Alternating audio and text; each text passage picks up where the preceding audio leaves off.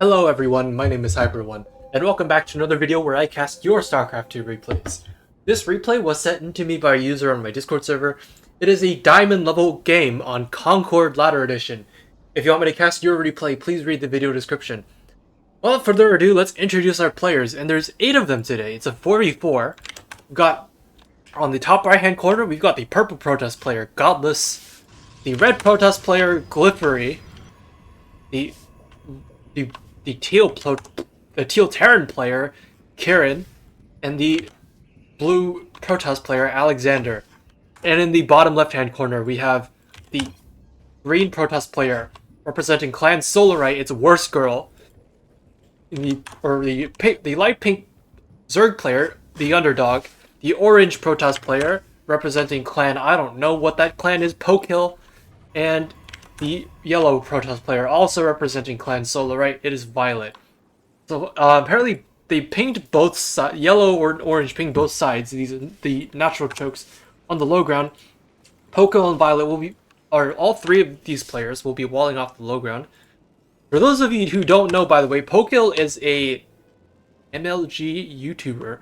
He makes very funny MLG style edited compilations of gameplay. So if you don't know who this guy is, go on YouTube. I mean, you're already on YouTube because you're watching this video, but go there and search up the channel Pokill99 and you will find his videos. They're quite good.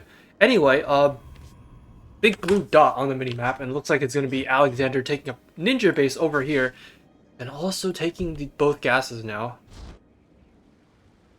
Walling off on the low ground, not unusual on this map because there's a lot of things that can happen where the opponents just like bum rush you and there's nothing to defend this choke. Because it's low ground and it's also so wide, it can be vulnerable to. It's really hard to defend. It can be really vulnerable to very fast ground-based attacks. Obviously, usually Zerglings are okay to deal with. Anything that's ranged though can be a big problem, especially if you don't get stalkers behind the wall. Because Marines, if their stalkers were to show up here, Marines would not be able to defend that very easily. Second base is done. Looks like red and teal are going to expand over here. Everyone on Team South has taken their expansions already, and it looks like the only player who is expanding on Team South is... Sorry, did I say Team South up here? I meant Team North. But Team South, the only player who's expanding is Underdog, who's already taking 4 bases. Wow, is this what I think it is? Okay, so in team games, if you didn't know, there's an option to share your income with your teammates. You could they can request money, and you can send money. Or they don't even need to request money for you to receive it. So if I'm not mistaken, it looks like light pink or the underdog is just gonna drone up, and everyone else looks like they're just going for one base tech. And otherwise just working with one base mining. If I'm not mistaken, you cannot yet share income at this point in the game, but it should be unlocked in a couple minutes. Wow, all of Violet's probes being forced to run away. The Marines are gonna come up for an assist. The depth, Poly boys in. Okay, it looks like we're gonna take the gases because we're gonna take those anyway. So you may as well save the drones while we're at it. These Reapers though, oh my gosh, got to deal with these Reapers. There's nothing really here that's fast enough to catch up to them right now. Hellions where? A Hellion right now would be amazing, but because otherwise these Reapers are just gonna jump around and there's so many cliffs that they can run over. It's not a good time. Looks like it's gonna be some kind of bio coming out for Teal with an eBay already here. Otherwise his supply not looking too hot. Same for Endless, who is just now taking a natural expansion and has gotten a defensive forge with no cannon. Okay, 2 cannons. I lied. 2 cannons and another gate. 2 more. So 4 gate Twilight Robo defense. Okay, 3 gate Twilight Robo defensive forge with 2 cannons on 1 base. It's not a recipe for a very good eco, and the Reapers are now finally dead after having scouted the DT shrine from Worst Girl.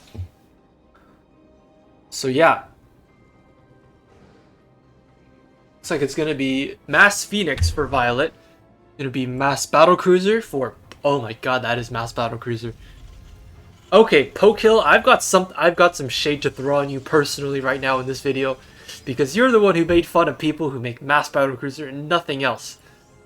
But look at how the tables have turned. You are now going mass battle cruisers. Warp Prism comes in here from Worst Girl. Oh my god. There's that Warp Prism is gonna die, and these. Okay, the Warp Prism dies. That's an immortal, and there are cannons everywhere. So these DTs are not gonna get very much done. Yikes. Not a good way to tech into all that and like not get any value out of DTs. Units tab. How many workers does everyone have? 21, 30, 23, because they're all in one base, and 47, which is not super impressive at this point for someone on 5 bases. Does he not have the money? He could ask his teammates for money, I imagine. 46, 42, 34, and 25 for Team North. Taking a third ninja base over, or second ninja base, third base in total. And Teal only on 34 workers. Should easily be on 2 base full saturation by now. Glyphery putting down 3. Okay, I was gonna ask if those were cannons. If those are cannons, I would have blown up, because there is literally, unless BCs jump in here, there's literally nothing that these cannons would only serve to defend you from the edge of the map where nothing exists. Alright, I guess this would be a better place to rant about it. Or is it? I mean, I guess there's dead space, but the air units don't have to run into that, is what I'm trying to say. More DTs. We're just gonna kill DTs while they're warping in. Good job, Worst Girl. You're now on someone's hit list. 2 more gateways. Or Worst Girl. Poco still massing battle cruisers. Obviously, none of the players on Team South is quite able to mass up a lot of units. And is that that is a Warp Prism that just died while carrying several DTs, I think. Now the Phoenix are going to come in and they're going to pick up everything. The probes are already running for it. Good foresight from Worst Girl. And these Phoenixes are... Okay, we have our own Phoenixes to fight this, and Team South Phoenix, these yellow Phoenixes already have Anion Pulse Crystals, which means they're going to outrange the Phoenixes from Team North. Do we have a Fleet Beacon for red? We do, but no upgrade. I am... Speaking of upgrades, looks like Violet, our Phoenix players, already got 111 for air. Yamato Cannon is online for Pokill. Green is going to have all the Protoss players should have Warp Gate done by now, except I say that, but then Red does not have Warp Gate, people. Red does not have Warp Gate, and neither does Violet. I guess it makes sense for both of those players because both of them clearly intend to only make Phoenixes. But while Violet only has the 1 gateway in the front for tech purposes, so it makes more sense in her case. Look at, like, Glyphery has... I'm sorry. Glyphery has how many gates? Okay, I lied. Glyphery only has 1 gate as well. So it makes sense for both of them to just not necessarily get Warp Gate. This is already turning out to be a lot of Phoenixes and battle cruisers. Worst Girl warping in DTs over here. I don't think there is detection. You do not want to fight that. Oh my god. Worst Girl already with a massive 4K resources lost this game. And Underdog with 106 drones. So it does look like Underdog is giving money to the other players so that they can actually afford to build things. Charge on the way for Worst Girl, as well as +1 for +1 weapons and armor started up for ground units. +2 ship weapons and vehicle armor for Pokill. And I believe this is also, or no, this is +3. Violence already on our way to +333. Goodness gracious. Meanwhile, the Phoenix player from Team North, Glyphery, the red Protoss player, only just now starting up +2 air weapons, and okay, so the upgrades for Team North just generally not looking as hot. Okay, there's a fight going on out here, I think. This is what I meant to say, but okay, observers see everything. The observers know what's going on.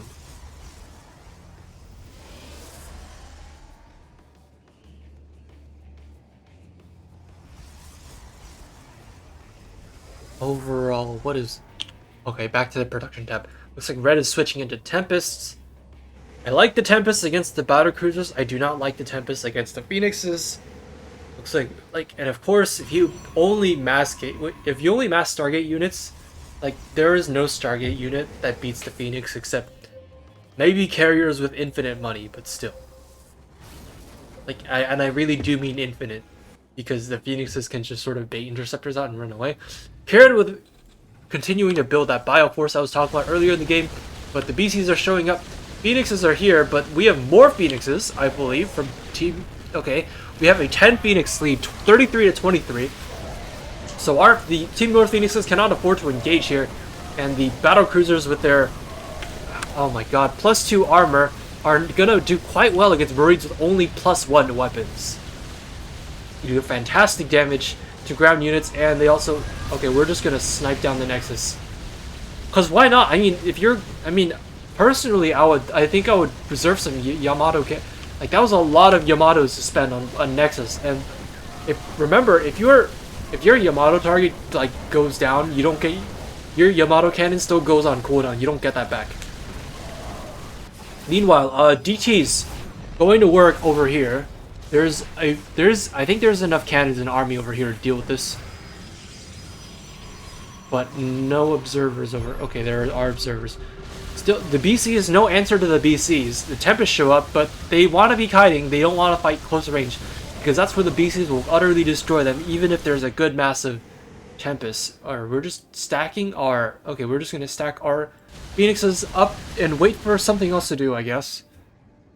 Production tab. More Phoenixes and more battle cruisers.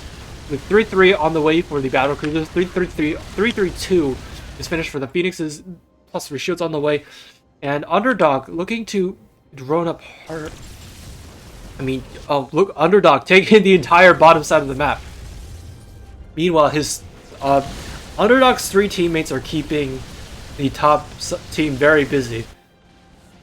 So basically what's going on is that our 3 of these players are taking care of micro and fighting business, and one of them is dealing with macro business. So in a way, it's sort of like an Archon game, where like one person takes care of the economy and everyone else takes care of the army and whatnot.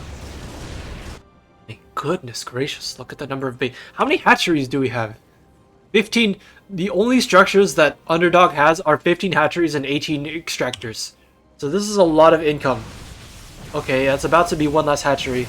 We're not going to cancel it, because what does it matter, I guess.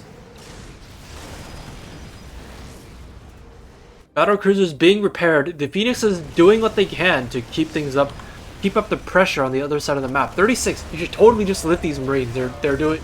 They have been allowed to live for too long and just decimate all the units tab. I mean, as you can tell here, Worst Girl is having a terrible time of it right now, with only like how many units? 22 probes and 4 DTs with a War Prism on the way. But Violet, nobody on Team South quite maxed out except Underdog, who is currently sitting at 175 drones. But Team North not looking much better. We got the Tempest over here. We've got... I mean, what have we got? I mean, we've got Blue, who's taken this entire territory, built up the entire deck for himself. So basically, this is his main, his natural, and his third at this point. Because all the tech in the main is gone. Some kind of ground toss army, which will do quite well against Phoenixes due to the Archons and Stalkers. Immortals on Colossi obviously not contributing, but none of them is gonna... This army is not gonna do well with the 19 battle cruisers that are about... Okay, 17 battle cruisers that are about to show up and ruin the day. And they're 3-3 now versus only +2 weapons and shields. No armor upgrades. Tempests show up. How many Tempests is this? 12 Tempests. Yeah, this is not enough. And you also do not want to engage them directly like this. Phoenix is going to come back over on the other side. Blue ground toss army is going to go do what it can, because obviously it cannot fight the battle cruisers. Evidently, the Tempest cannot fight the battle cruisers either, and neither... This is not a critical Stalker mess. Stalker is quite good at dealing with BCs and low numbers, like really, really good. But when they hit critical mass, Stalkers are not the right unit.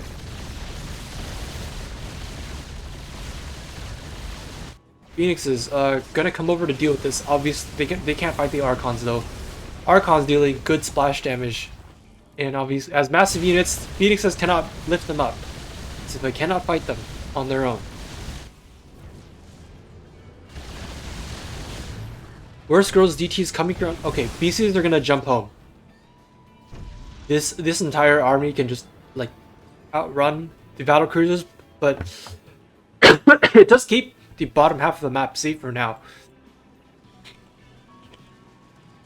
Units tab, we're at 208 drones. 208, so it looks like we did the extractor trick that you do, like some people do it, but usually you don't see it done in this context.